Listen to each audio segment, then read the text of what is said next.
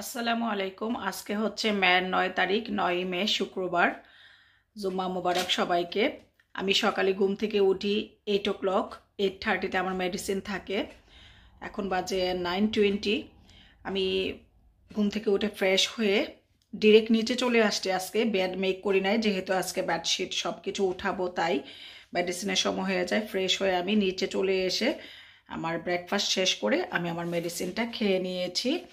তারপরে আমি আজকে যেটা রান্না করব সেটা বের করে নেওয়ার আগে সবার আগে বাহিরে কাপড়গুলা মেলে দিয়েছি। এই যে বাহিরে সব কাপড় মেলে দিয়েছি মেশিনে। ফজরের পরে আকসার যখন জবে যায় তখন কাপড় দিয়ে গিয়েছিল, সেই কাপড়গুলো আমি ঘুম থেকে উঠে বের করে সব কিছু আবার মেলে দিয়েছি বাহিরে। তারপরে আমি ব্রেকফাস্ট করলাম। দেন আজকে কি কি রান্না করব, আজকে আমার রান্নার ডেট। আমরা সবসময় ভাত খাই না, তাই 2 দিন আমরা ভাত খাই আর বাকি অন্য দিনগুলোতে অন্য কিছু খাই। তার জন্য আজকে আমার রান্নার ডেট পড়ে গিয়েছে। তো আজকে যেহেতু ফ্রাইডে, একটু ভাত খাবো, রান্না বান্না করব। তার জন্য এই যে এখানে পদ্মার বাংলাদেশি ইলিশ বের করে নিয়েছি। মাছটা, এই যে মাছটা এখানে। কালকে আবার হোম বার্গেনেও গিয়েছিলাম, অনেক শপিং করেছি কালকে। গার্ডেনের জন্য শপিং করেছিলাম, বাংলাদেশি গ্রোসারিতে গিয়েছিলাম ফিজুর কাছ থেকে। তো ওইখান থেকে আমি পুঁই শাক নিয়ে আসছিলাম। পুঁই শাক চিংড়ি দিয়ে, এই যে চিংড়ি দিয়ে ভাজি করব, চিংড়ি ভুনাও করব। তারপরে এই যে এই লম্বা যে বেগুনগুলা দেখতে অনেক সুন্দর। এই বেগুনগুলো সবসময় পাওয়া যায় না, আর নিউকাসলে তো ইম্পসিবল।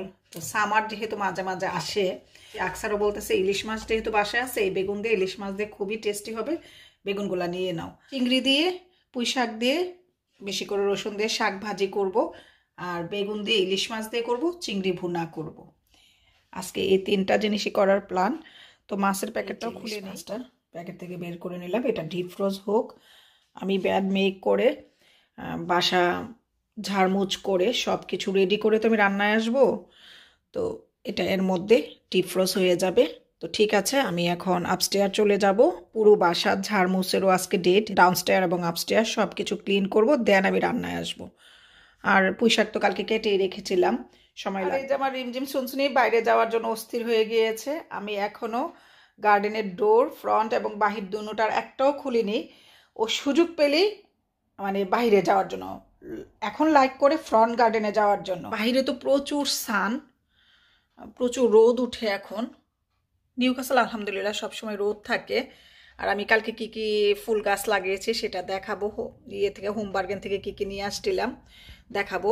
ফ্রন্ট সাইডটাতে আমি সব কিছু রেখেছি, যেহেতু এখানে বেশি রোদ থাকে উঠন্ত এবং পরন্ত। তারপর আমার এই বাসার যে ইনডোর প্লান্ট, এগুলারও টেক কেয়ার করেছিলাম। আর ওই যে একটা ভিডিও শেয়ার করেছিলাম আমি কিভাবে আমার অর্কিড গাছ মাটিতে রোপণ করে বেশি ফুল ধরাই, সেটা তো শেয়ার করেছিলাম। এই সেই গাছটা। আরও কিছু গাছ আছে মরে গিয়েছিল, সেগুলোকে আমি এই যে এরকম করে ইয়েতে মাটিতে লাগিয়ে দেই। এই তো দেখুন কিভাবে নতুন করে পাতা এসে ফুল আসতেছে। আরও আছে দেখাই, ওই যে ওই পাশে আরেকটা আছে।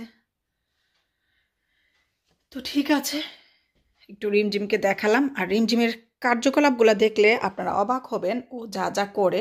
এই যে এখানে এখন বসে আছে, এখানে বসা মানে সে আমাকে বোঝাচ্ছে যে ডোর ওপেন করো, আমি ফ্রন্ট গার্ডেনে যাব। এই যে এদিক থেকে তো ফ্রন্ট গার্ডেন, এই যে এই ডোরের দিকে তাকিয়ে আছে খুলে দেওয়ার জন্য দুস্থ। আজকে ওকে আমি ব্যাক গার্ডেনে যাইতে দিচ্ছি না, এই যে ওই পাশে যাইতে দিচ্ছি না। কারণ হচ্ছে ব্যাক গার্ডেনে আমি ও যেখানে বসে সেখানে তো ও ডিগিং করছে, গর্ত করছে, মাটি করে নিয়েছে গাছ সরিয়ে। যেহেতু রোদ থাকে, ওর গরম লাগে মনে হয়, ওই জায়গাটায় একটা টাইলসের টুকরো ফেলে রাখছি যেন সে ওইখানে বসতে পারে। তো ওই টাইলসের টুকরোটার মধ্যে ও মাটি ভরাই রাখছে, তো যেই কারণে ওইটাকে আমি কালকে একটু পানি দিয়ে ওয়াশ করে দিয়েছিলাম, এই যে এই ডুবেটের পিছনে ওইটা। তো ওইটার জন্য আজকে দিচ্ছি না, রোদ উঠছে, এটা শুকাক দেন যাবে। ওই কাদামাটিতে ওর শরীর ভরাই ফেলবে, এই জন্য আর কি ওকে গার্ডেনে যাইতে দিচ্ছি না। যেই কারণে সে আজকে এরকম অস্থিরতা করতেছে, ব্যাক গার্ডেনও যাইতে দিচ্ছ না, ফ্রন্ট গার্ডেনও যাইতে দিচ্ছ না, সেটাই সে বুঝাচ্ছে।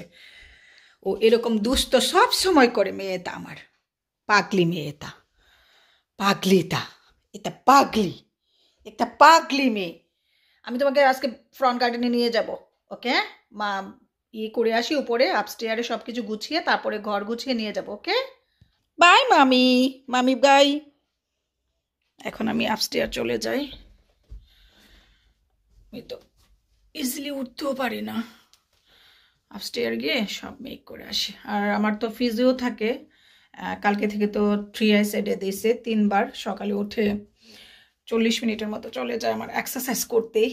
এই যে এইভাবে আমি ব্যাড রেখে চলে গিয়েছিলাম ডাউনস্টেয়ার, যেহেতু আজকে সব কিছু চেঞ্জ করব।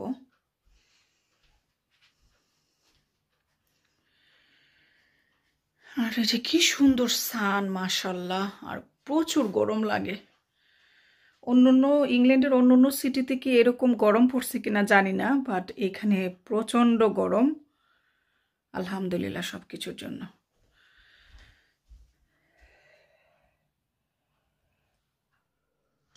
ওই যে ডাউনস্টেয়ার আমার ফ্রন্ট গার্ডেন। পায়ের নিচে আমাকে পিলো দিয়ে মানে কুশন দিয়ে ঘুমাতে হয়, কারণ ফিজিওথেরাপিস্ট বলছিল পায়ে যে পানি চলে আসে, তাই। এই তো ব্যাড মেক করে ফেললাম। অনেক কষ্ট হয় ব্যাড মেক করে সব কিছু মুছে টুছে নিলাম। খাট ফার্নিচার সব কিছু মুছে নিয়েছি। যেহেতু মেন রোডের সাথে বাসা না, অনেক ইয়ে হয়, জানালা ওপেন থাকলে অনেক কিছুই আসে উড়ে উড়ে, সেই জন্য প্রত্যেক দিনই মুছতে হয়। মুছে নিয়েছি সব কিছু। এখন আমি ডাউনস্টেয়ার চলে যাব, সব গোছানো শেষ। আর আসফির রুমে তো কেউ থাকে না, এই জন্য এইখানে ওর বেডের উপরে আমি রেখে দিয়েছি নিয়ে আমাদের ডুবেট।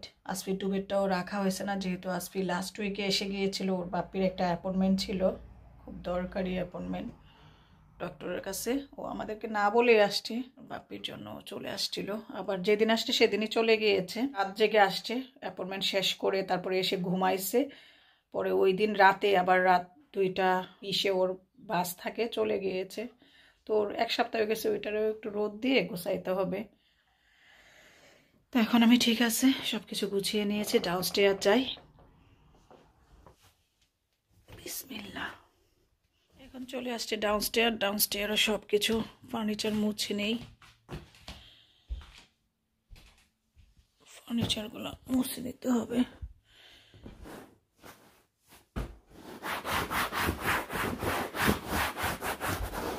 একটু কালো ফার্নিচার তো, রোডের পাশে বাসা না, জানালা খুলে রাখলে অনেক কিছু পড়ে।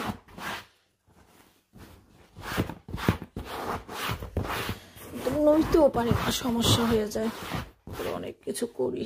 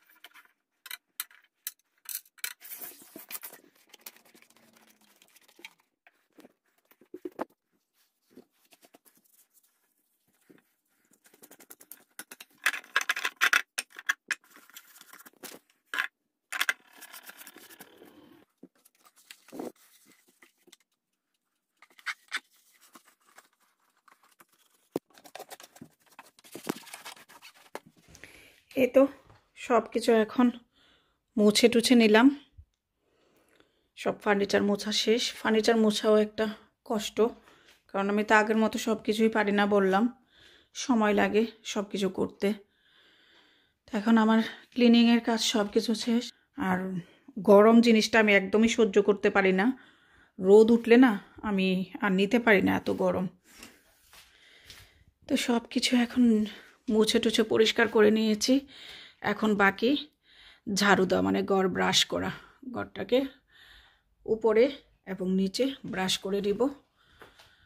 আর আজকে তো জুম্মাবার, আকসারও চলে আসতেছে জব থেকে নামাজের জন্য, ব্রেক নিবে এখন। আর ওই পাশে তো আমার কিচেন।